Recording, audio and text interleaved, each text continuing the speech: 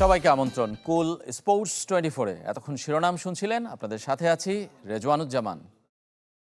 বাংলাদেশের ফুটবলে আলোড়ন তুলে 10 দিন পর ইংল্যান্ডে ফিরে গেলেন হামজা চৌধুরী। সকালে ঢাকা থেকে সিলেট হয়ে ম্যানচেস্টারের উদ্দেশ্যে রওনা দেন। দেশ ছাড়ার আগে দেয়া ভিডিও বার্তায় জুনে ফিরে আসার প্রত্যাশার কথা জানিয়েছেন। এশিয়ান কাপ বাছাইয়ের 2 ম্যাচ আছে সেই সময়। 17 থেকে 27 মার্চ বর্ণিল 10 দিন বাংলাদেশের ফুটবলে উন্মাদনা ছড়িয়ে বিদায় নিলেন হামজা চৌধুরী। আপাতত মাতিয়ে রেখেছিলেন ঢাকা, সিলেট, হবিগঞ্জ, কলকাতা, শিলং। আবার দেখা হবে জুনে, নিজেই তা জানিয়ে গেলেন। Thanks.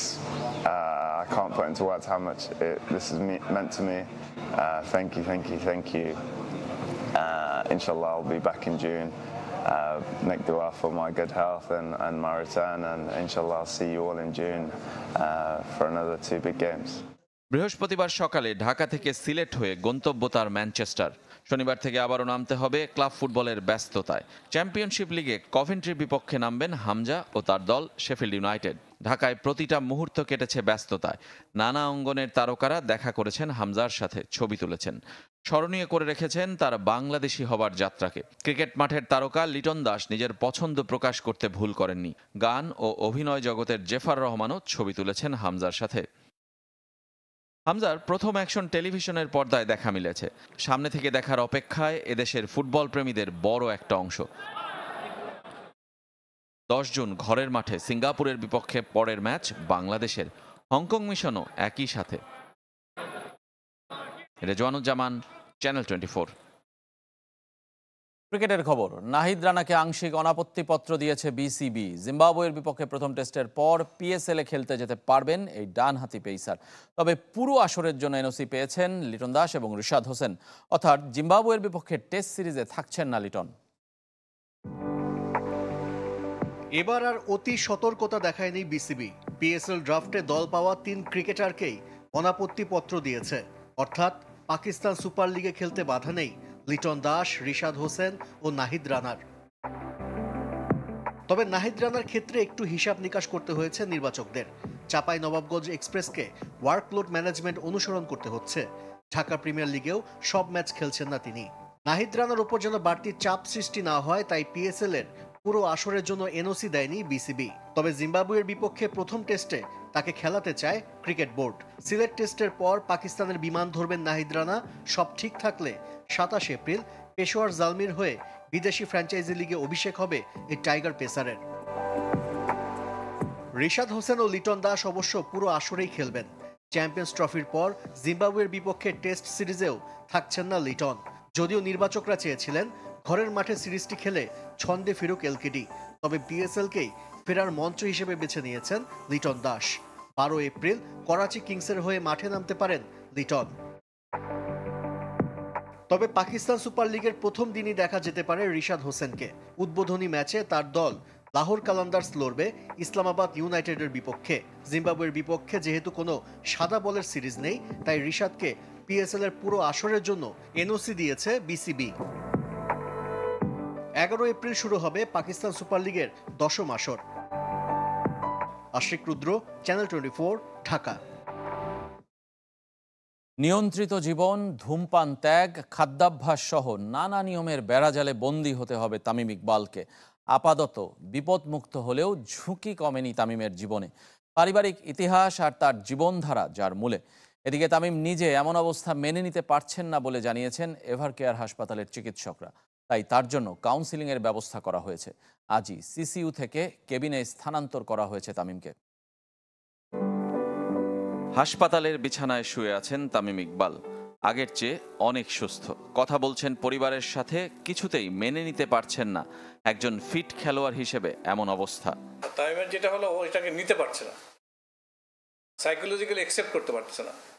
এইটা হবে ওটা সে কল্পনা করেনি, বাট এটা কিন্তু অনেক ইতিহাস আছে। মানসিক অবস্থার জন্য আমরা কাউন্সিলরকে ইনভলভ করছি, সে কাউন্সিলিং করবে।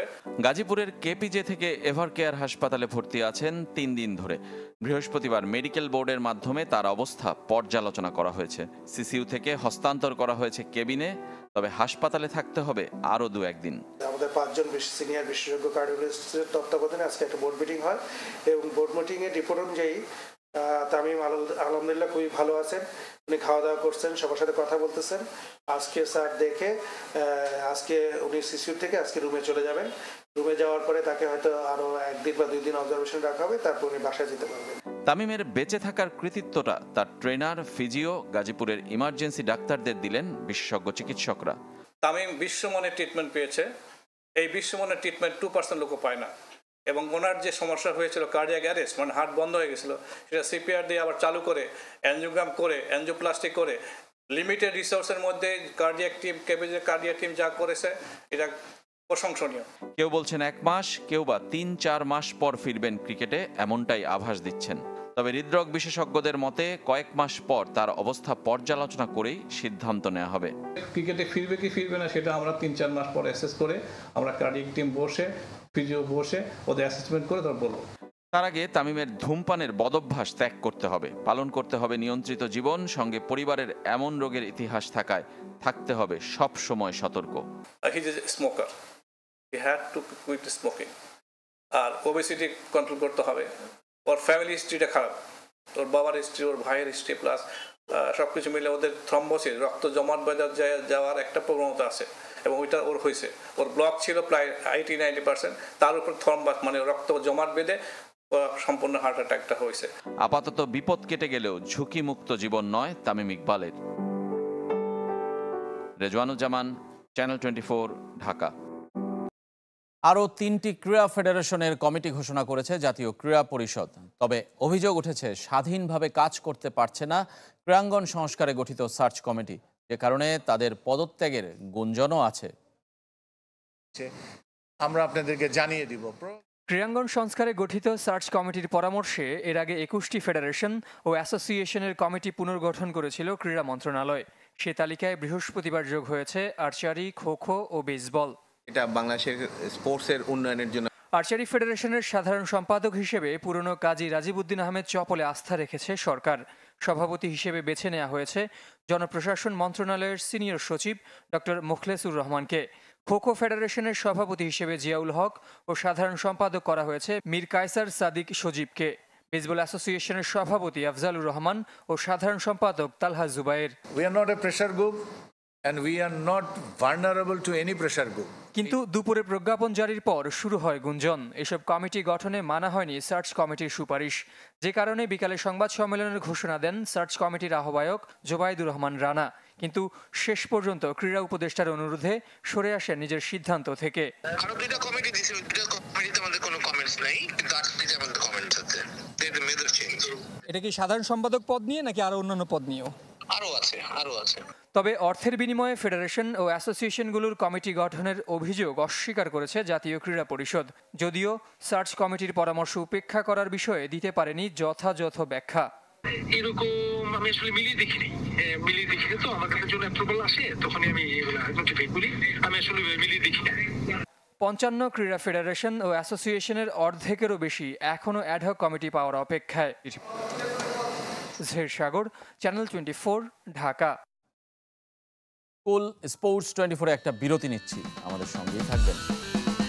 ইনজুরিতে পাকিস্তানের বিপক্ষে ওয়ানডে সিরিজ থেকে ছিটকে গেলেন নিউজিল্যান্ডের পরিবর্তিত অধিনায়ক টম ল্যাথামও। শনিবার নেপিয়ারে শুরু হবে 3 ম্যাচ ওয়ানডে সিরিজ। অনুশীলনের সময় হাতে আঘাত পান ল্যাথাম, আর হাতে ফ্র্যাকচারের প্রমাণ মেলে এক্সরেতে, যে কারণে তাকে মাঠের বাইরে থাকতে হবে বেশ কিছুদিন। মূল অধিনায়ক মিচেল স্যান্টনার আইপিএল ব্যস্ততায়, আর ল্যাথাম ইনজুরিতে ছিটকে যাওয়ায় মিচেল ব্রেসওয়েল নেতৃত্ব দেবেন দলকে। হেনরি নিকোলসের সাথে নতুন মুখ রাহিস মারিউকে দলে ডেকেছে ব্ল্যাক ক্যাপরা, কেননা উইল ইয়াংকে বাদ দেওয়া হয়েছে পারিবারিক কারণে।